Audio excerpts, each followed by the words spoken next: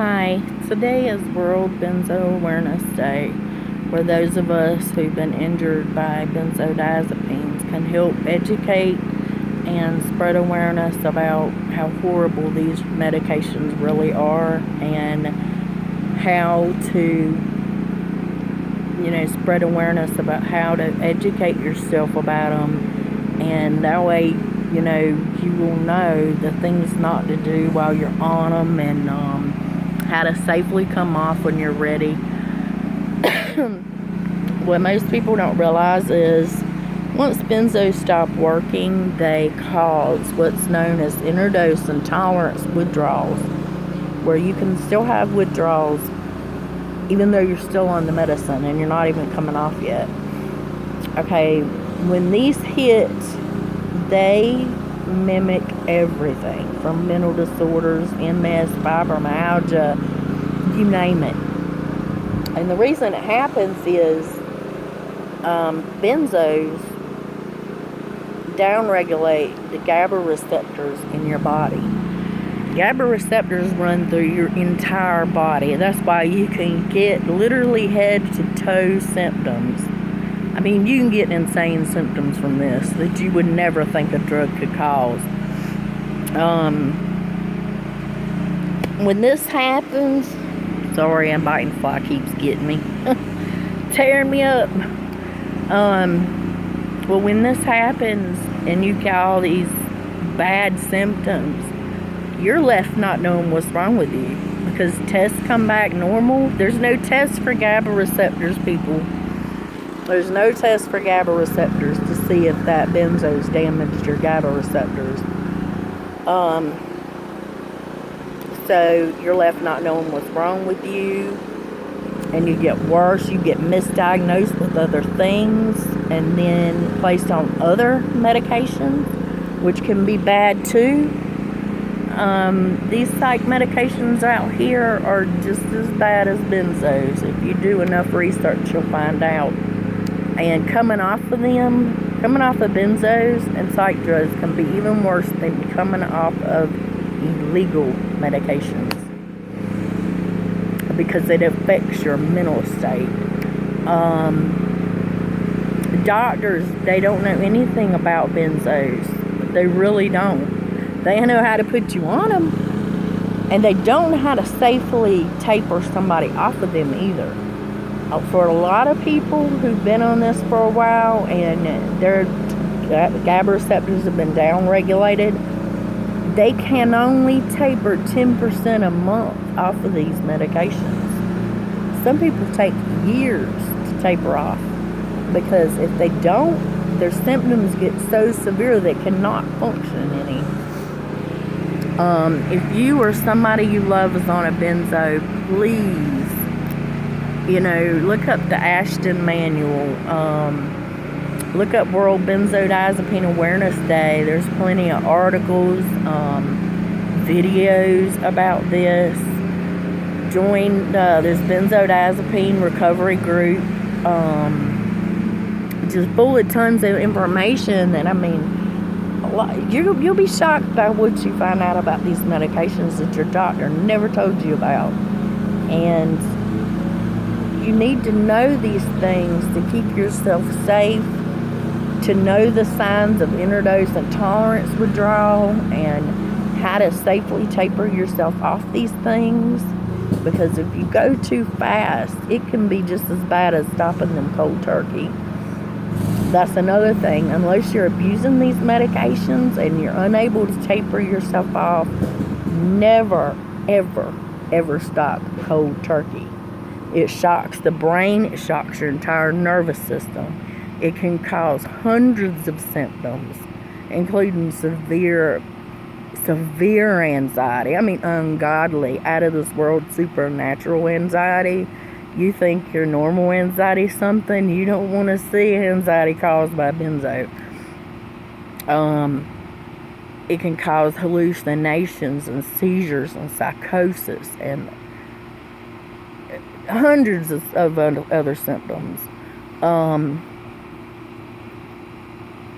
what's so horrible about this is there's doctors out here cold turkey in people left and right. Even if you look this medicine up, it's dangerous to stop at cold turkey. It is dangerous, but yet a doctor still does it. And it's better to learn how to safely taper and get off of it while you can, because eventually you're going to run into a doctor that will do this to you. And believe me, you do not want to have to go through that. You do not want to. I was on Benzos for sleep. I started out with Xanax. Only took it at night. Took it as prescribed. Never abused it at all. Then I switched to Klonopin. I can't even remember why, but I switched to Klonopin. And that's when hell broke loose for me. And come to find out, I think I know why. Because Klonopin works on serotonin, unlike Xanax does. And see, I can't take like antidepressants or anything like that. They make me crazy. But anyway, I started getting these horrible symptoms. I turned agoraphobic. I felt like I couldn't move to do anything. I couldn't think. I couldn't remember. Severe anxiety and severe panic attacks like I had never felt in my entire life, ever. Rage. I stayed angry over nothing.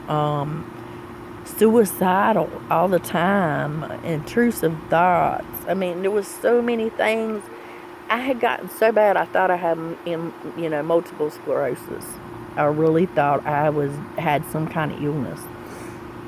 Well, my tests come back fine, and I finally kind of put two and two together that all that started once I got on the Klonopin. So I asked my doctor, I'm like, could all this be coming from the Klonopin? No, Benzos don't do that. Don't ever trust a doctor when they tell you that. I'm here to tell you, they don't know what the hell they're talking about. So I'm left wondering, what is wrong with me? These tests are coming back fine, but I feel like death, and that I feel crazy. So anyway, in my mind I thought, well, I'll just go back to the Xanax. I was fine on those, not realizing Xanax is shorter acting than Klonopin. And also in the process of me switching from Klonopin to Xanax, I cut my dose in half. And I'm here to tell you, it opened the gates of hell. It threw me straight into a cold turkey type withdrawal. I mean, I was so bad off. I couldn't get out of my bed. I couldn't watch TV. I couldn't talk to people anymore. I couldn't visit friends. I couldn't even really talk on phones. And they turned paradoxical on me, where every time I would take one, instead of it calming me, it did the complete opposite. My whole body shot with this adrenaline, panic, anxiety. Intrusive thoughts started going, and suicidal urges. I mean, I was so bad. So I waited it out for 7 months. I'm like, well, this can't last this long, and so after 7 months, I just kept getting worse. I tried to updose. I tried to switch back to Klonopin. Nothing got me out of it. Nothing. So in my mind, I thought, well, I'll go stop at cold turkey. I know it's the medicine doing this to me. If I just get it out my system, I'll be all right. See, and I didn't. My brain was so bad, y'all, I couldn't even think. Even though I knew it was medicine doing it to me, I could never think to research it at all. And my brain was fried. Just that switch that I did turned my brain off. It was so bad. So in my mind I thought, well, I'll go get off of it.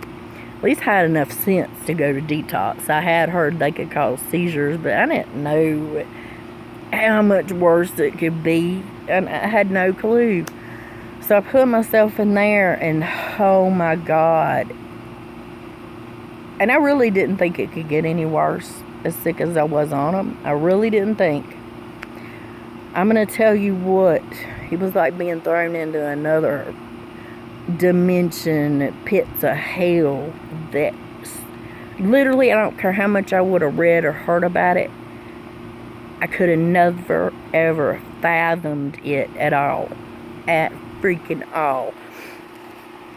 I lost my sense of time, my sense of reality. I feel like I was on LSD every second of the day. Lost my memory. I couldn't remember the last second. I couldn't think into the next minute. I couldn't think of family. I couldn't think of home. Who the fuck I was. Where the fuck I was. Rage like I had never felt in my entire life. It was scary. I mean, the kind you can't control. You feel like Hulk, like you can throw a fucking car on somebody. That bad. Words will never describe to y'all how horrific it was for me, ever. But let's just say I had over 175 symptoms within my first 2 years off of them things. And it didn't last days or weeks. It lasted me years. As a matter of fact, I'm a little over 3 years off now. Today's the first day I wore makeup in over 2 years. Okay. Earrings first in 2 years. I'm telling y'all, I couldn't watch TV. I couldn't listen to music. I couldn't talk on phones. I couldn't be around people at all. It was so horrific. And I just wish there was a way to describe this to people. But unless you went through it, you will never, ever understand what I'm saying. And I pray to God you never see it. I pray to God. I swear I would not wish it on my worst enemy. And I wish I was exaggerating all this. I really, really do. But I'm going to tell you, it was like being dead, tortured in hell every second of every day for years on end. And I had no way out of it. I couldn't take a benzo again. I was sick on them. As a matter of fact, this was like my second or third time coming off of them. And that's another thing people don't realize. The more times you come off of this medication, you risk kindling your brain, which is what happened to me. Kindling is the most severe withdrawal of them all. I'm talking the whole nine. The hallucinations, the seizures, the psychosis, the hundreds of symptoms, which all I had. I mean, I couldn't write, I couldn't think, I couldn't. The aphasia, and my brain is still not back to normal after 3 years. It's a hell of a lot better. I've lost hundreds of symptoms, but I still have problems like processing and remembering, and still feel stupid and slow, and it's horrible. I still have depersonalization and derealization, but it's not severe like it was. This is more a minor form of it. But at my most severe, I swear I felt like I was on 10 hits of LSD. And I'm telling y'all, I did try LSD when I was younger. It was just like it. But it was like a bad acid trip. Non-stop for years. But, it's just crazy how a drug I never abused in my life. And I took only at night. And as prescribed, could do this to me. Or anybody. I mean, I could see if I was abusing it, but that's another thing. People think, well, when they hear about this kind of stuff, they think, oh, well, she must have abused her medicine. I don't abuse mine, so I don't gotta worry. Well, I'm here to tell you right now, you do have to worry. I have been in these benzo groups for years now, and I'm here to tell you this. The ones who do abuse them, they don't see the year-long withdrawals or the 100 to 200 symptoms. They don't see all that. I guess because, most of the people who abuse them, they take them all, so they run out, and their brain has time without that medicine in there. Whereas people who don't abuse them literally take them every single day. They never run out. That's the only thing I could think of. It's weird, because you would think that people who abuse them would have it get even worse. But that's not the case. But please, if you or somebody you know is on a benzo, please educate yourselves. Please educate yourself about this drug, because you need to keep yourself safe.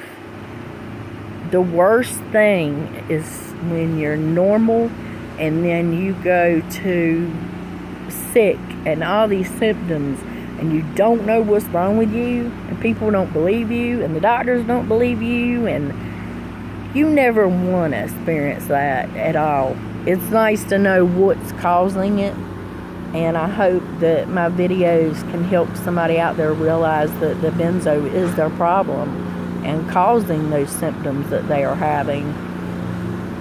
And I'm telling you, yeah, they work great in the beginning, but when they stop working, guys, they're going to cause anxiety, and they're going to cause panic, and it's going to be a hell of a lot worse than before you started. So kind of remember how you were before you ever got on them, and I guarantee you're going to be able to see you didn't have certain symptoms before you got on it. Oh, and my whole time on it, I kept infections, weird stuff, and since I've been off, I haven't had none of it. Like, there's so much that's left. I hardly have any anxiety anymore, no panic anymore. So it gets a lot better. But if somebody out there, you know, is going through benzo withdrawal syndrome, please believe them. Please support them, because I'm going to tell you, it's the worst hell you couldn't imagine. Just sit here right now and imagine having 50 to 200 symptoms on you. Just imagine it. And it just happens overnight. Could you function with that? I guarantee you couldn't. Okay. Now, also think of this. No one believes you. No one even tries to educate themselves about this. You have no support. Could you imagine being that sick and nobody supports you or helps you through that? Because that's what your loved one's going through right now. And it can take years to heal from this. Those of us damaged by benzos and, you know, have cold turkeyed or going through, you know, the benzo withdrawal syndrome, it can take us years. But I'm telling you, your loved one's going to heal from this if you support them. Most of these friends of mine that's committed suicide due to this had no support. All they had was people stressing them out even worse than they already were. And stress kills us in this. I'm telling you, my nervous system couldn't handle even talking on a phone, for fuck's sake. I couldn't be around nobody. I had to actually close myself in my room to survive this. And thank God, you know, I had a living situation that allowed me to do that, because I wouldn't have survived this. I know without a fact. Having 175 symptoms, there's no way in hell I would have survived this with more added stress on me, making me even worse than I already was. So please, educate yourself about what your loved one's going through. Support them. And I'm telling you, they will get better. And when they do, they're going to love you and appreciate you 100 times more than they ever did before. I mean, I will never be able to tell them how grateful I am for them helping me through this. So please, and it's as bad as they say it is. I swear to God, we're not exaggerating. Try to remember your loved one before this happened to them. I'm guaranteeing you they were not like this. They functioned fine. They didn't have to close in their rooms, weren't scared of every damn thing. I'm telling you, just remember how they were. They are suffering right now, and they need you.